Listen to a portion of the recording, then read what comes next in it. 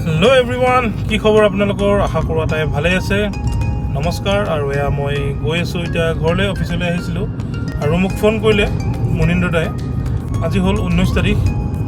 আজিৰ পৰা ঠিক 6 মাহ আগতে আমাৰ মাজৰ পৰা জুবিন দা হেৰাই গৈছিলে আৰু আজি যিহেতুকে 6 মাহ হ'ল আৰু তেখেতৰ স্মৃতিত আজি এটা অনুষ্ঠান ৰখা হৈছে আমাৰ গাঁৱত, মেইনগড় প্ৰাংগণত।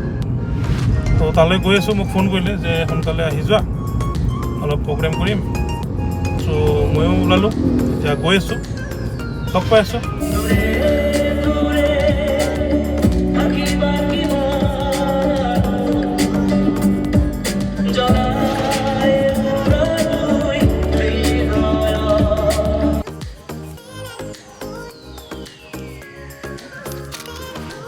চ' ফ্ৰেণ্ডছ, এয়া বন্তি প্ৰজ্বলন হৈ আছে।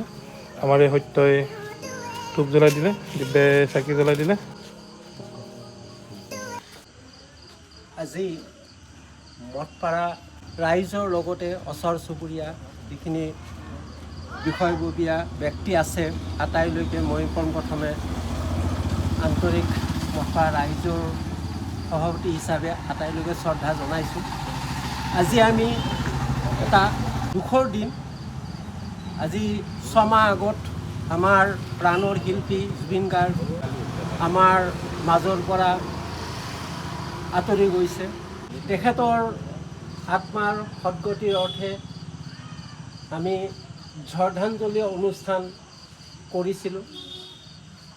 গৈ গৈ তেখেতৰ আজি 6 মাহৰ যিটো 6মহীয়া তিথি, সেইটো আমি ইয়াতে বিশেষ ধৰণে উদযাপন কৰিব নোৱাৰিলেও আমি এখন প্ৰসাদ আৰু ধূপ চাকি জ্বলাই তেখেতৰ আত্মাৰ চিৰশান্তিৰ কাৰণে আমি আগবঢ়াই দিছোঁ। গতিকে যাতে তেখেত য'তেই আছে সুকলভাৱে থাকক, আমাৰ আশীৰ্বাদ সদায় আছে ৰাইজৰ ফালৰ পৰা।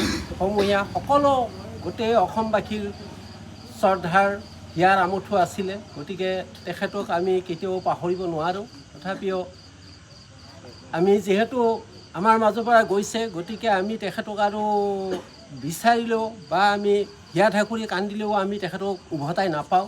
গতিকে তেখেতৰ আত্মাৰ শান্তিৰ অৰ্থে আমি যিখিনি পাৰোঁ সেইখিনি আমি ইয়াতে কৰিম আৰু সেই উপলক্ষে আজি আমি এই অনুষ্ঠানটি কৰিছোঁ। গতিকে আটাইৰে তেওঁৰ লগতে আমাৰ ৰাইজৰো সুকামনা কৰি মই এইখিনি ইয়াতে সামৰণি মাৰিছোঁ মোৰ বক্তৃতা।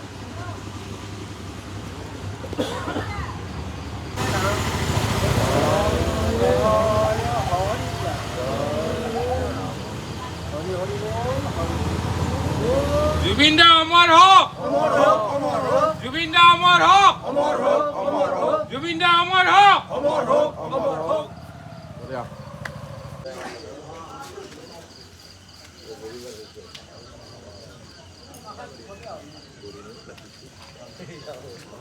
এয়া আমি প্ৰসাদ লৈছোঁ, এতিয়া জুবিন দাৰ নামত শৰাই দিছিলোঁ। তো ফ্ৰেণ্ডছ, আমি এতিয়া এয়া 6 মাহৰ তিথিটো আমি পালন কৰিলোঁ। চ' আৰু এয়া আমাৰ মাজত মুনীন্দ্ৰ দা। তো আমাৰ গাঁৱত যিকোনো ধৰণৰ জুবিন দাৰ প্ৰগ্ৰেম থাকিলে এয়া মুনীন্দ্ৰ দা সদায় আগত থাকে আমাৰ। চ' তেখেত মানে একদম জুবিন প্ৰেমী হয়। কি ক'ব মুনীন্দ্ৰ দা? কি ক'ম আৰু, যিখিনি পাৰিছোঁ জুবিনদাৰ নামত কৰিব সেইখিনি চেষ্টা কৰিলোঁ। আৰু এটা সৰুকৈ যি অনুষ্ঠানটো দেখাই পালে কিজানি ৰাইজে দেখিব এতিয়া, সেইখিনি অনুষ্ঠানখিনি মই আৰু পাতি দিলোঁ। আৰু মানে মোৰ প্ৰচেষ্টাতে হোৱা বুলি ক'ব লাগিব কথাটোত।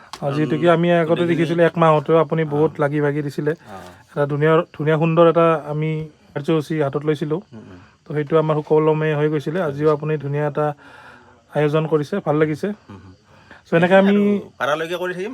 আগলৈ আগন্তুক দিনত ধৰ জুবিন দা যদি এনেকুৱাকৈ ধৰ পাৰোঁ আৰু আমি সম্বল হয়, তেতিয়াহ'লে বছৰৰ যিটো তিথি হয় তেখেতৰ কাৰণে হয়তো সেইখিনিও আমি কৰাৰ কাৰণে চেষ্টা কৰিম। আৰু নিশ্চয় হয়তো পাৰিলে ইয়াতকৈ অলপ ডাঙৰকৈ কৰাৰ চেষ্টা কৰিম, একদম যদি পাৰোঁ আৰু যদি সম্বল হয় এনেকুৱা ধৰণৰ। আৰু মোৰ লগত সহযোগী আছে দীপেনো, ঠিক তেনেকুৱাকৈ লাগি থাকে। আৰু দীপজ্যোতি দা, দীপজ্যোতি দাও আমাক বহুত সহায় সহযোগিতা আগবঢ়ায়। তো আমি যিমান পাৰোঁ এনেকৈ আগুৱাই কৰি লৈ যাই থাকিম আগন্তুক দিনত। তো আশীৰ্বাদ কৰিব। জুবিন দাক আমি জীয়াই ৰাখিব লাগিব। তো সেয়াই আৰু, জয় জুবিন দা, জয় জুবিন দা, জয় জুবিন দা।